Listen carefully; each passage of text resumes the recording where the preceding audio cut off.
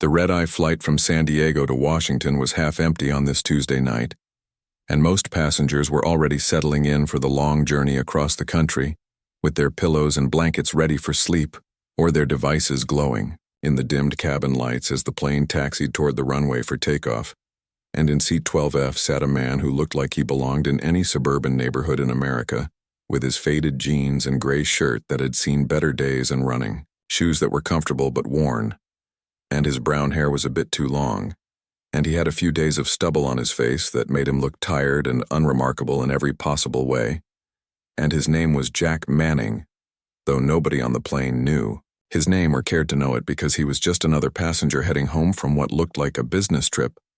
or maybe a visit to family. And the flight attendant named Claire, who had been working these routes for 15 years barely, glanced at him as she moved down the aisle, checking that everyone had their seatbelts fastened and their bags stowed properly under the seats in front of them. And when she asked Jack if he wanted anything to drink before takeoff, he ordered a ginger ale and thanked her politely before turning back to look out the window at the lights of the airport and the dark sky beyond where stars were just beginning to appear. And in the seat next to him sat a businessman named Greg, who was already on his second drink, despite the plane not even being airborne yet, and Greg seemed like the type who wanted to talk to pass the time. And he had already tried 3 times to start a conversation with Jack, asking about where he was heading and what he did for work and whether he traveled often. But Jack had given short, polite answers that didn't encourage more questions because he was tired and wanted to be left alone with his thoughts, and the plane finally took off, climbing into the night sky with that familiar feeling of pressure and acceleration that most people barely noticed anymore. But Jack felt every moment of it, with an awareness that came from years of experience that had nothing to do with commercial flights. And once they reached cruising altitude and the seatbelt sign turned off, Jack pulled out his phone and scrolled through photos of a little girl with brown eyes like his and missing front teeth, and a smile that could light up the world. And her name was Sophie, and she was 6 years old, and she was staying with his sister Linda. While he was away on this trip, and looking at her picture made him smile, the kind of small private smile that parents get when they think about their kids, and he put the phone away and closed his eyes trying to rest. But his mind was too active, and he found himself thinking about how much his life had changed in the past 3 years, since he had left his old job and become a full-time father to Sophie, and how strange it was to be on a commercial flight as a passenger when he used to fly aircraft that most people would never see or know existed,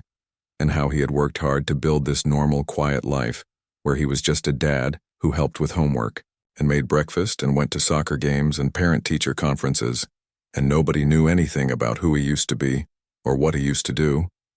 And that was exactly how he wanted it, because Sophie deserved a father who was present and safe, and not disappearing for months on classified missions that he could never talk about. And the other passengers around him had no idea that the tired-looking man in 12F had once been one of the most skilled combat pilots in the naval aviation community, with a call sign that still made experienced officers shake their heads in respect when they heard it, and a service record that was locked away in classified files that required special clearance just to read. And he had flown missions that saved lives and changed outcomes and earned him medals that he kept in a drawer at home and never looked at because that part of his life was over, and he was determined to keep it that way. And the plane hummed through the darkness, crossing over mountains and deserts far below, and Jack dozed a bit and woke up and dozed again while Greg next to him snored softly after finishing his 3rd drink, and Claire moved through the cabin occasionally checking on passengers and offering pillows and blankets, and everyone settled into that quiet routine of a nighttime flight, where nothing interesting ever happens and nobody expects anything unusual, and the hours passed slowly with just the constant sound of the engines and the occasional announcement from the cockpit about their altitude and speed and arrival time. And Jack was thinking about what he would make Sophie for breakfast when he got home, and whether he should take her to the park this weekend, when the plane suddenly shuddered in a way that was not normal turbulence, and his eyes opened immediately, and every sense became alert because he knew the difference between regular flight conditions and something wrong, and the way the aircraft was moving told him that something was definitely wrong. And then the pilot's voice came over the intercom with that professional calm that pilots use even when things are serious, and he said they were experiencing a technical issue and would be diverting to Naval Air Station Oceana in Virginia. and there was no immediate danger, but they would be making an unscheduled landing as a precaution, and the cabin erupted in confused murmurs and questions, and Greg woke up complaining loudly about having a meeting in the morning, and how this was unacceptable, and Jack said nothing, but his mind was already working, because Naval Air Station Oceana was a fighter jet base, and commercial flights did not just divert there unless something was very wrong, or unless someone with serious authority had made that decision. And he looked out the window and saw lights in the distance that he recognized as the base, and as they descended lower, he saw something that made his jaw tighten just slightly, and his expression remained calm. But inside he was processing information rapidly, because there were 3 F-35 fighter jets flying an escort pattern around the commercial plane, and that was absolutely not standard procedure for any kind of normal emergency landing. And it meant that whatever was happening was much bigger than a simple technical malfunction. The landing was smooth despite the unusual circumstances, and Captain Morris brought the plane down onto the runway, with the kind of precision that came from thousands of hours of experience, and the wheels touched the tarmac gently, and then the plane was rolling along the runway while emergency vehicles staged along both sides with their lights flashing red and blue in the darkness. And Jack could see military police vehicles and 2 black SUVs parked near a terminal building, and armed personnel taking positions around the area. And this was definitely not standard procedure for a mechanical problem. And the plane taxied to an isolated section of the airfield away from the main terminal, and came to a stop, and the engines wound down, and Captain Morris came back on the intercom asking everyone to remain seated with their seatbelts fastened, and said that military personnel would be boarding shortly to provide instructions, and Greg was complaining again about his rights, and how they could not just hold passengers like this, and other people were pulling out their phones trying to make calls. But Jack noticed that nobody seemed to be getting any signal, and that was interesting, because it suggested some kind of communications blackout around the aircraft. And then the cabin door opened with a hiss, and 3 people stepped inside, and 2 were Air Force security forces in full tactical gear, with weapons and body armor, but it was the 3rd person who commanded attention, and she was a naval officer in uniform with commander rank insignia, and she moved down the aisle with the bearing of someone who was used to being obeyed without question, and she announced that her name was Commander Lisa Hayes, and she was base security, and apologized for the disruption, but explained that due to a national security matter, they needed to verify the identity of all passengers before anyone could leave the aircraft, and she said it was purely precautionary and should not take long. And the passengers erupted in protests and questions, but Hayes ignored them and began working her way through the cabin with a tablet in hand, checking identification against some kind of list and asking occasional follow-up questions. And Jack watched the process carefully, noting how thorough she was being and how she seemed to be looking for someone specific rather than just conducting a routine security check. And it took about 20 minutes for her to reach row 12. And she checked the IDs of the passengers in the other seats quickly, and barely glanced at Greg's driver's license, before turning to Jack and asking for his identification, and he pulled out his license and handed it over and said his name, quietly. And Hayes looked at the ID and then at her tablet and then back at Jack, and her eyes widened just slightly in recognition. And when she spoke again, her voice had changed to a tone of unmistakable respect, and she asked him to come with her, please, and Greg demanded to know why Jack was being singled out and what was going on. And Jack was already standing and grabbing his backpack from under the seat and telling Greg calmly that it was fine, and probably just a misunderstanding. And Hayes turned to the security forces members and told them to continue processing the other passengers, while she escorted this individual to the command center, and Jack followed her down the aisle, feeling every eye in the cabin watching him. And the other passengers probably thought he was in some kind of trouble, or maybe even dangerous. And if they only knew the truth, they would be shocked, because he was not in trouble at all. And outside the aircraft, the cool Virginia night air hit his face, and there were 3 more military personnel waiting at the bottom of the stairs. And they all straightened slightly when they saw him, which told Jack that his identity had definitely been flagged in their system. And Hayes led him toward one of the black SUVs, and once they were away from the aircraft, she apologized quietly for the drama and explained that when his name came up in the system, orders had come down from very high up to bring him in immediately. And Jack told her he was retired and had been for 3 years and was just a civilian trying to get home to his daughter, and Hayes opened the SUV door and said with respect that she did not think anyone with his service record was ever really just a civilian, and, given what was happening tonight,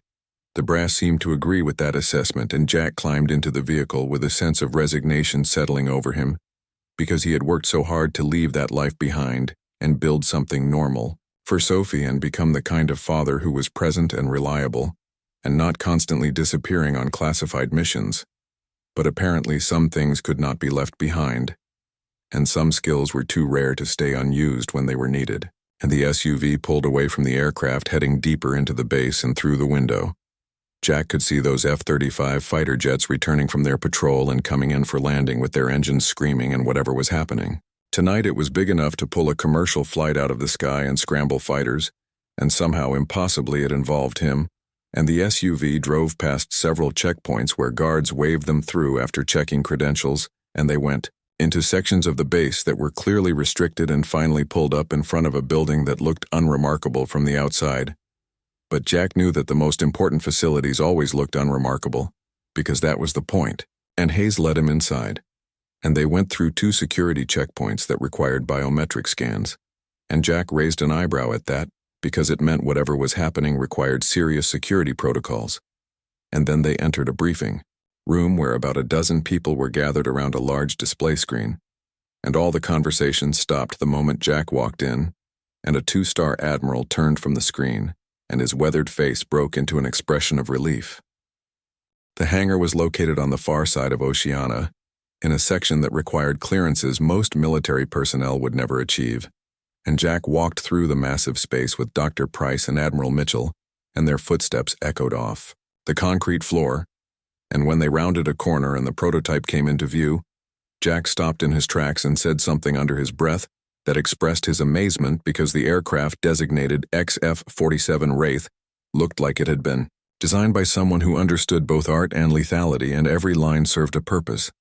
and its profile was sleeker than an F-35, with a wing configuration that seemed to shift depending on the angle you viewed it from, and the cockpit was larger than standard fighters, and the entire craft had a matte black finish that seemed to absorb light rather than reflect it, and Jack approached slowly and said it was beautiful. And Dr. Price beamed with obvious pride and explained that it had an adaptive geometry airframe with triple redundant manual control systems and a pilot interface that responded to neural patterns,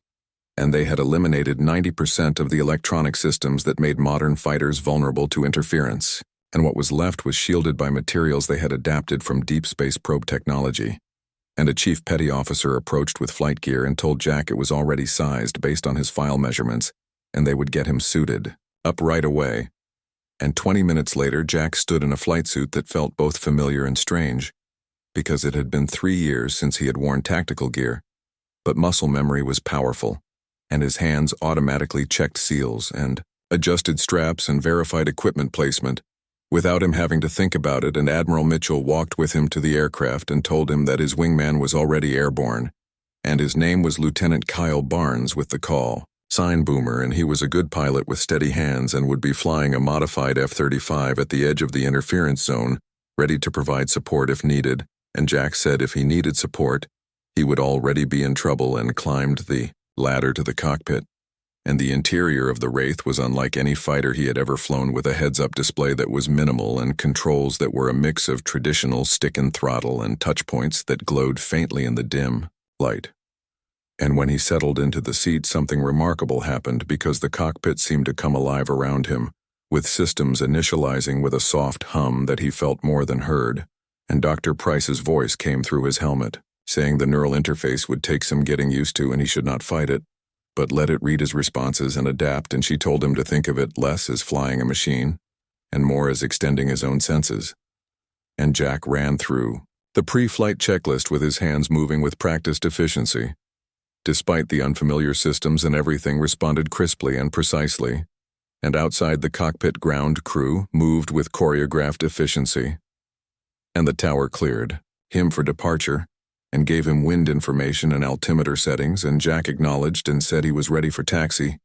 and the Wraith's engines powered up with a sound like distant thunder, and he guided the aircraft out of the hangar and The handling was so smooth it felt almost surreal, and on the taxiway he could see personnel stopped in their tracks, watching this classified prototype head toward the runway.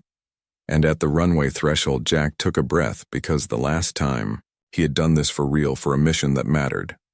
Sophie had been 3 years old and he had come home from that deployment and decided he was done risking his life and done being Razor, and he wanted to be Dad. Just Dad who was there for bedtime. Stories and scraped knees and school concerts, but some debts could not be ignored, and some skills were too rare to leave unused when the world needed them.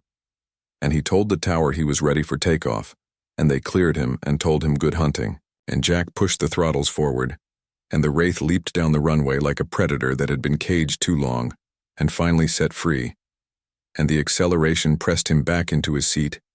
and then the wheels left the ground, and he was flying, again really flying. Not monitoring autopilot on a commercial route, but feeling every subtle change in wind and pressure through the airframe, and the Wraith climbed through the darkness, and Jack felt something he had not felt in 3 years, and it was a sense of completeness, like a part of him that had been sleeping had suddenly woken up, and Lieutenant Barnes came through his helmet saying he had Jack on radar and welcoming him back to the fight, and Jack said it was good to be back, and was surprised to find he meant it, and told Barnes they should go see what was making all this trouble in the Pacific. And below him the lights of Virginia fell away, and ahead somewhere over the dark ocean, something from beyond Earth was waiting, and Razor was on his way to meet it. The flight west took 90 minutes and the Wraith ate up distance at speeds that would have been impossible for commercial aircraft, and Jack spent the time getting reacquainted with the feel of high-performance flight and letting the neural interface learn his patterns, and it was unsettling at first feeling the aircraft anticipate his intentions before he fully formed them. But Dr. Price had been right, that fighting it made things worse, and accepting it made the Wraith feel like an extension of his own body. And Lieutenant Barnes came through the radio saying he was holding position at the edge of the interference zone about 20 miles ahead, and warning Jack that it was weird out there because his instruments kept flickering, and he was seeing visual phenomena he could not explain. And Jack asked him to define visual phenomena, and Barnes said lights in the sky that were not stars and shadows that moved wrong, and it could be atmospheric effects from whatever that thing was putting out, or he could be seeing things and it was hard to tell. And Jack checked his approach vector and told Barnes he was coming up on his position now and would proceed into the zone, and Barnes should maintain his station unless he heard otherwise, and Barnes acknowledged and then said that his father had flown with Jack back in the day and had told him stories and said Jack had instincts that saved his life more than once, and he just wanted Jack to know that whatever happened, in there they had his back out here. And Jack felt a flicker of emotion he quickly suppressed and told Barnes to give his regards to Dave Carter when he saw him next, and Barnes said Carter was actually his last name, and Barnes was just what was on his wings, but yes, Dave was his father, and Jack thought it was a small world because Dave Carter had been his wingman on 3 deployments and was a good pilot and an even better friend, and if this was his son, then the kid had excellent genes for this work. And the Wraith crossed the interference boundary, and immediately Jack felt the difference because his radio filled with static, and the clear communication degraded to broken fragments, and his heads-up display flickered and then stabilized, but the neural interface remained steady, and the manual flight controls responded perfectly. And Jack muttered to himself that this was where it got interesting, and the ocean below was invisible in the darkness. But his instruments showed he was at 15,000 feet and descending toward the coordinates of the unidentified object, and clouds had rolled in that were thick and looked unnatural, and they were flickering with internal light that definitely was not lightning, and Jack pushed through the cloud layer and emerged into a scene that defied his understanding, because the object was floating above the water, roughly 100 feet above the surface, and it was larger than the satellite images had suggested, maybe 200 feet on its longest axis, and it was geometric but also organic, like someone had tried to build a spaceship out of crystal and metal and living tissue all at once, and it pulsed with light from within that was rhythmic and purposeful, and surrounding it were patterns in the air itself that were visible, distortions like heat shimmer, except these moved with deliberate intent, and Jack said to the empty cockpit that this was definitely not one of theirs, and he banked the Wraith into a wide orbit around the object, keeping his distance while he assessed the situation, and his training kicked in, automatically telling him to identify the threat and evaluate capabilities, and determine intentions and formulate response, and the object seemed to be scanning its environment or perhaps studying it, because those distortion patterns reached out like invisible fingers touching the water and the air, and maybe even the wraith itself. And Jack felt a tingle through the neural interface, like something was trying to read the aircraft systems, and he said, "No, you don't," and adjusted his approach to break whatever connection had been forming. And that was when the object responded, because a beam of light that was not quite a weapon but definitely directed reached out from its core and touched the wraith.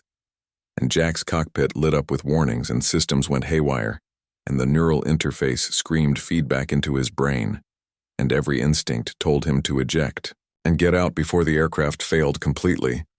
But Jack had been in worse situations, and he had once flown a burning aircraft through a thunderstorm with one engine and no hydraulics, and this was just a different kind of challenge, and he shut down every electronic system he could and fell back to pure manual control, because the Wraith was designed for this, and it was just stick and rudder and throttle and instinct, and the neural interface went quiet, leaving him alone with the aircraft and his skill. And in that moment of pure analog flying, something remarkable happened, because the object seemed to recognize the change, and the beam of light shifted and became less aggressive and more curious, and it was like switching from shouting to speaking quietly, and suddenly the other party could understand, and Jack leveled out his orbit, flying smooth and steady, showing no aggression but no fear either. And slowly,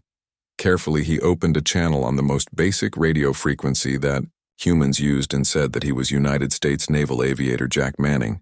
and he did not know if the object could understand him, but he was not there to attack, and just wanted to talk. And for a long moment there was nothing, but then his radio, which was still mostly static, carried something else, and it was a pattern and a rhythm, and it was almost like language, if language could be made of mathematics and light. And Jack realized two things simultaneously, and the first was that he was in way over his head, and the second was that he might be the only human being currently having a conversation with something from another world. Admiral Frank Mitchell crossed the room in 3 long strides and said Jack Manning's name like he was greeting an old friend he had not expected to see, and Jack shook his hand and said it had been about 4 years since they last met, and Mitchell corrected him, saying it had been 5 years since that situation off the Korean peninsula, and his expression turned serious as he told Jack that he would not have pulled him off that commercial flight if it was not absolutely critical, and he knew Jack was out of the service and had Sophie to think about, and the mention of his daughter's name made Jack's jaw tighten slightly, and he asked what was going on, and Mitchell gestured to the display screen where satellite imagery showed something that did not look like anything natural, and he explained that 3 hours ago one of their experimental reconnaissance satellites had detected something entering Earth's atmosphere over the Pacific Ocean, and it was not a meteor or space debris, but something that was clearly under intelligent control, and it had come down about 200 miles off the coast of California, and they had lost contact with 2 naval vessels that had been sent to investigate, and Jack studied the imagery carefully and saw that the object was roughly the size of a school bus, with geometric shapes that did not occur in nature, and it was giving off an energy signature that did not match anything in human technology, and he asked if they thought it was extraterrestrial, and a woman in civilian clothes who had been standing near the display stepped forward and introduced herself as Dr. Karen Price from DARPA, and she confirmed that extraterrestrial was their assessment and explained that they had been tracking anomalous signals from that location for the past 90 minutes, and whatever the object was, it was active, and it was interfering with their communications and electrical systems in a radius of about 100 miles, and that was why Jack's commercial flight had lost radio contact, because it had flown right through the edge of the interference field, and they were now grounding all air traffic in the region until they figured out what they were dealing with, and Jack processed this information with the same calm focus that had made him exceptional at his job, and he said he understood the situation but was not sure why they needed him specifically, because he had been flying commercial routes for 3 years and was probably rusty, and a younger officer standing near the display spoke up and said with respect that Jack was not just any pilot,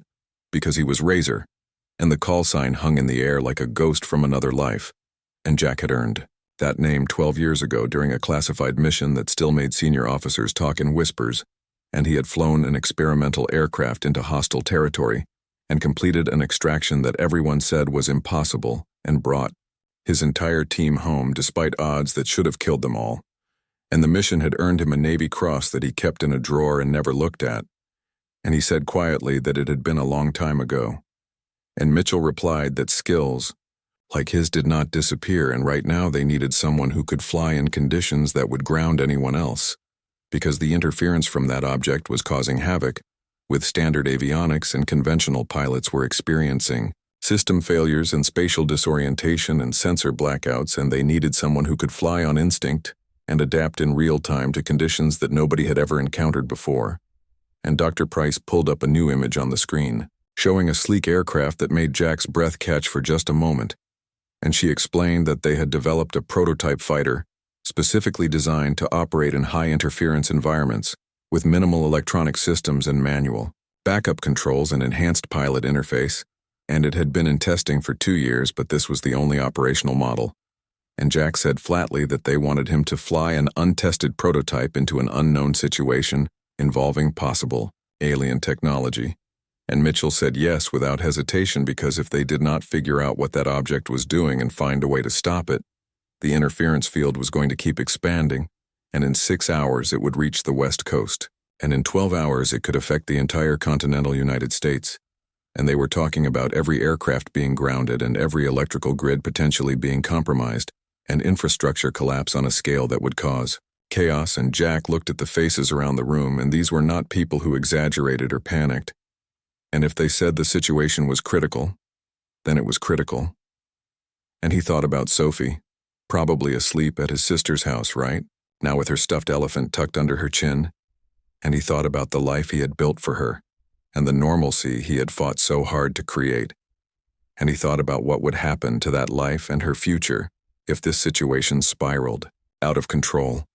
And he asked what the mission timeline was, and Mitchell smiled grimly and said, wheels up in 90 minutes, and they would have him over the target zone by dawn. And Jack closed his eyes for just a moment, feeling the weight of the decision settle on his shoulders, and then he opened them and met the Admiral's gaze and said he needed to make a phone call first, because his sister needed to know he would be late picking up Sophie. And Mitchell said of course and told him to use his office and thanked him.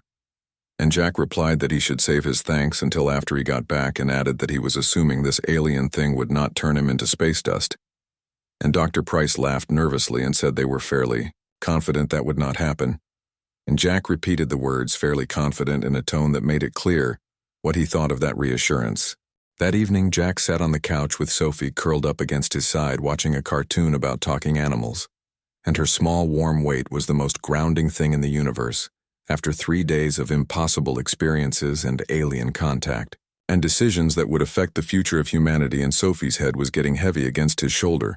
and her eyes were starting to close, even though she kept insisting she was not tired. And Jack smiled and kissed the top of her head, and thought about how he would explain this delay when she was older, and could understand classified missions and first contact protocols. But for now, she just needed to know that Daddy was home, and would always come home to her no matter what. And Linda brought him a fresh cup of coffee and sat in the chair across from them. And they watched the cartoon in comfortable silence until Sophie finally fell asleep, and Jack carefully lifted her and carried her to the guest room where she had been sleeping during his absence, and tucked her in with her stuffed elephant, and watched her for a moment, thinking about the world she would grow up in, and how different it would be from the one he had known, and how someday humans would travel to other stars and meet other species and exchange knowledge and culture and become part of a galactic community they had never imagined. And it would all trace back to a moment when a tired pilot in seat 12F got pulled into one last mission and chose to see possibility instead of threat. And he returned to the living room, and Linda asked if he wanted to talk about anything, and Jack said there was nothing he was allowed to talk about, but he could say that the work he used to do had found him again, and he had helped with something important, and now it was over and he could go back to being just a dad. And Linda smiled and said he had never been just a dad, because being a father was the most important job in the world. And Jack felt his throat tighten with emotion, because she was right, and everything else was secondary to Sophie, and making sure she grew up safe and happy and loved. And they talked for another hour about ordinary things like Sophie's upcoming school play, and whether they should plan a trip to the beach this summer, and what Jack was going to do about the kitchen cabinet that was falling off its hinges. And it was exactly the kind of normal, boring domestic conversation that Jack had craved during those Long hours over the Pacific, and eventually Linda said she should get to bed, and Jack said he would sleep on the couch tonight and take Sophie home in the morning, and Linda hugged him good night and told him she was glad he was safe.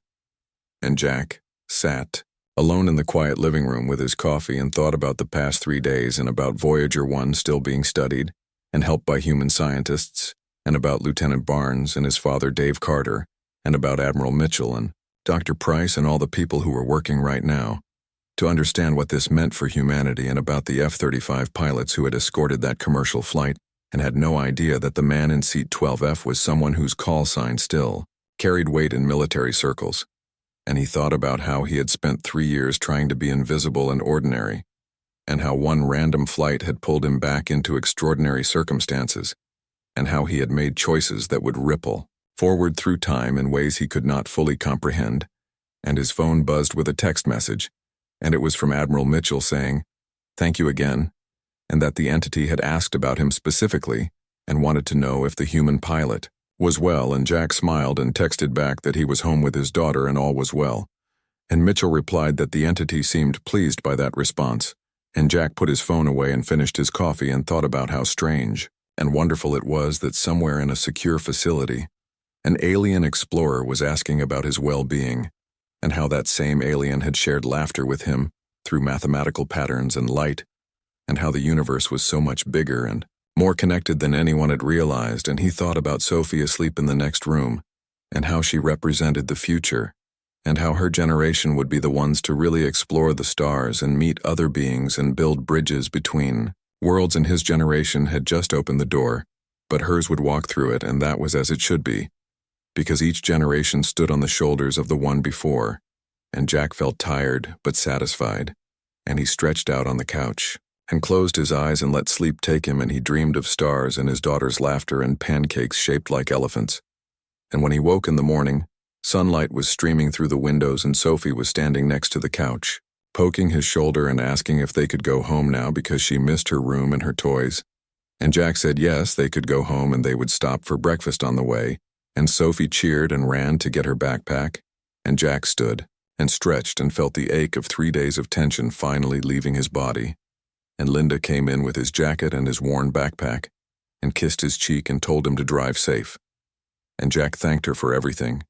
and gathered Sophie and their things and walked out to his car and buckled Sophie into her booster seat.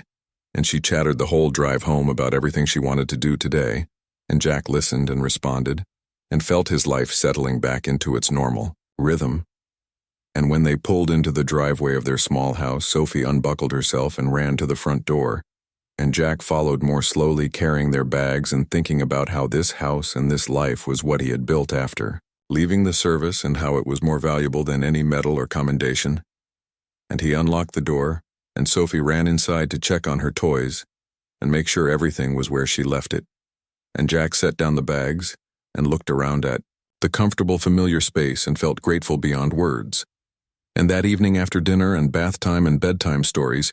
Jack sat in his living room with a beer and turned on the news, and there was nothing about alien contact or military operations in the Pacific, just ordinary stories about politics and weather and sports, and that was how it should be, because the world was not ready yet for the truth, but it would be someday. And in the meantime, Jack would be here making breakfast and helping with homework and going to soccer games and being the dad that Sophie deserved. And if the world needed Razor again someday, well, he knew where to find his flight suit. But for now, he was just Jack Manning sitting in his living room on a quiet evening, grateful to be home. The next 48 hours were a blur of activity that Jack experienced in fragments, because after maintaining his orbit for another hour until the support teams arrived, he had finally landed the Wraith on the deck of an aircraft carrier that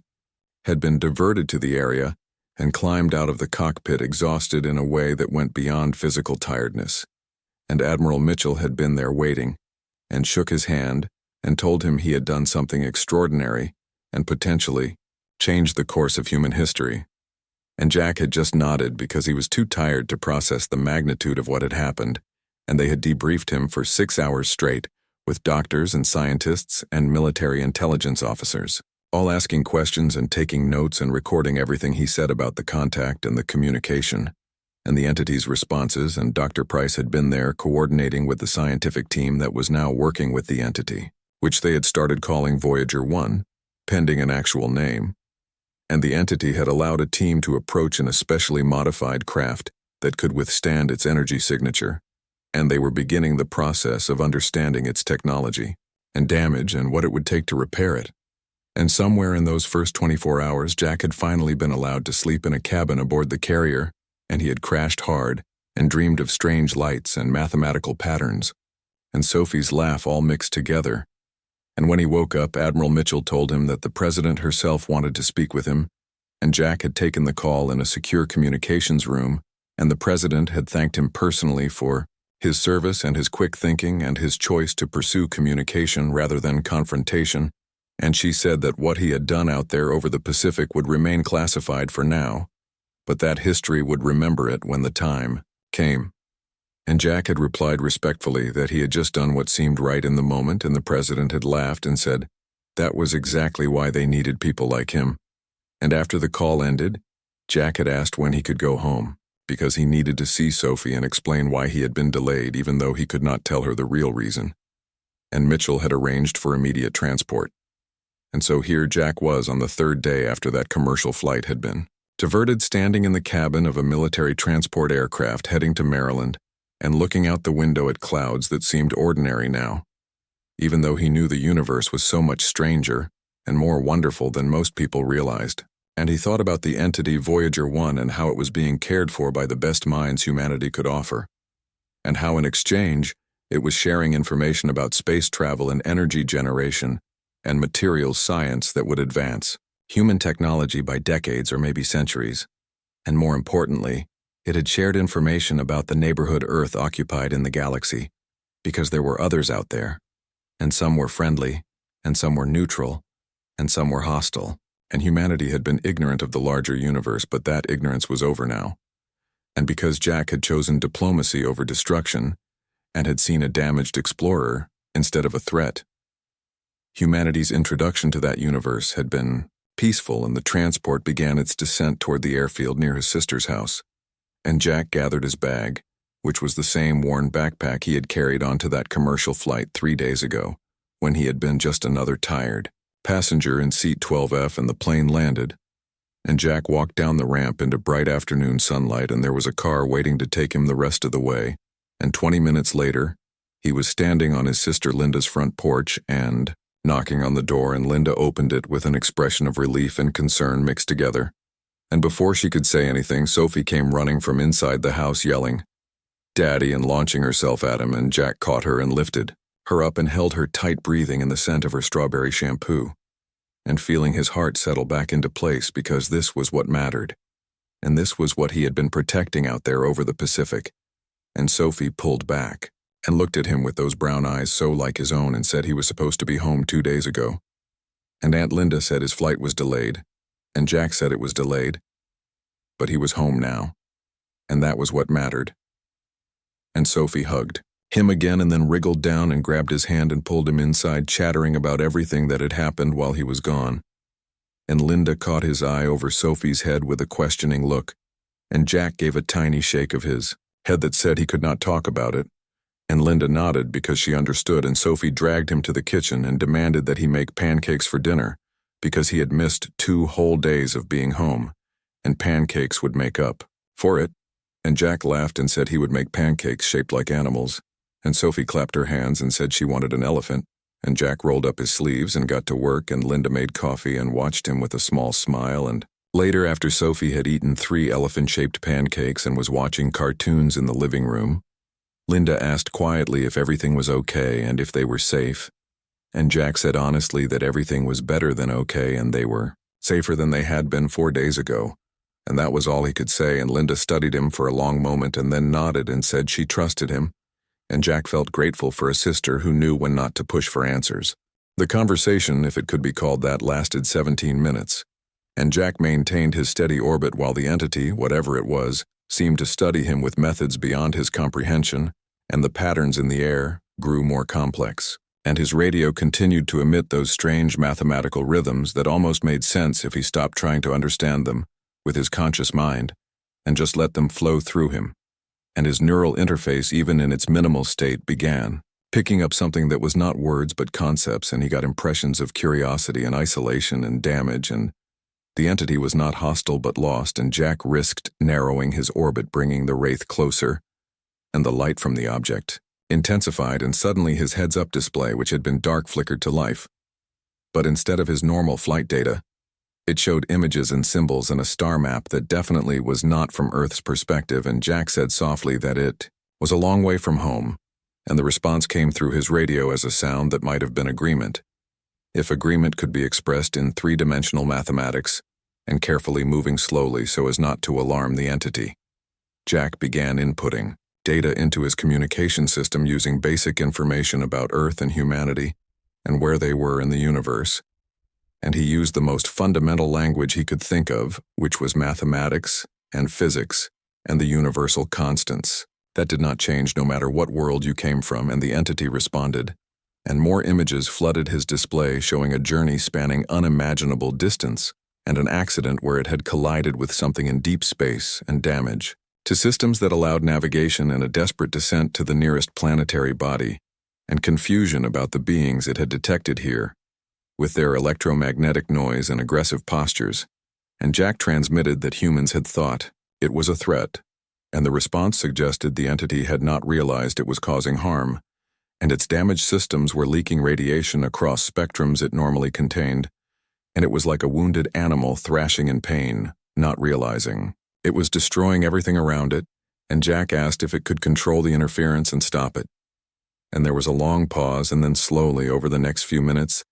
Jack watched his instrument stabilize and the static in his radio cleared, and the entity was pulling in its damaged systems and containing the leak, and it was incredibly difficult, like asking someone with a broken leg to walk normally, but it was trying. And Lieutenant Barnes's voice suddenly came through crystal clear, saying he had Jack back on radar and the interference field was collapsing, and asking what the hell Jack had done. And Jack replied that he had made a new friend and told Barnes to stand by because they were not done yet. And the entity transmitted another sequence, and Jack's neural interface translated it into something approaching meaning, which was that it needed help and could not repair alone, and could not return home without assistance. And there was the moment of truth, because Jack was a fighter pilot, not a diplomat or a scientist, but he was the person here now, and decisions needed to be made, and he could call in the cavalry and let the military and scientific community take over, or he could make a call that might determine the course of human history, and he transmitted asking if they helped it. Would it help humans in return and share knowledge and technology peacefully? And the response was complex, but the core meaning came through clearly as yes. But first, it needed survival because time was limited and damage was critical, and Jack made his decision and told Barnes to relay to Admiral Mitchell that the unidentified object was a damaged extraterrestrial vessel and it was non-hostile, and he was requesting immediate scientific and engineering support, and to tell them they had an opportunity here but needed to move fast. And Barnes asked if he was sure about this, and Jack admitted he was not sure, but he was certain that doing nothing was not an option, and told Barnes to get him that support. And while Barnes relayed the message, Jack continued his orbit, maintaining the fragile connection he had established, and the entity kept transmitting, and slowly Jack began to understand more, because it was a scout and an explorer from a civilization that had been traveling the stars for millennia, and there were others out there, many others, and some of them were not as peaceful as this one. And by making contact and choosing diplomacy over aggression, Jack had potentially opened a door that humanity did not even know existed, and the responsibility of that weighed on him. But beneath the weight was something else, which was wonder, and pure childlike wonder at the impossible thing he was experiencing. And he said to the entity, even though he was not sure it could understand conversational English, that he had left military flying to give his daughter a normal life, and he guessed normal just got redefined for everyone.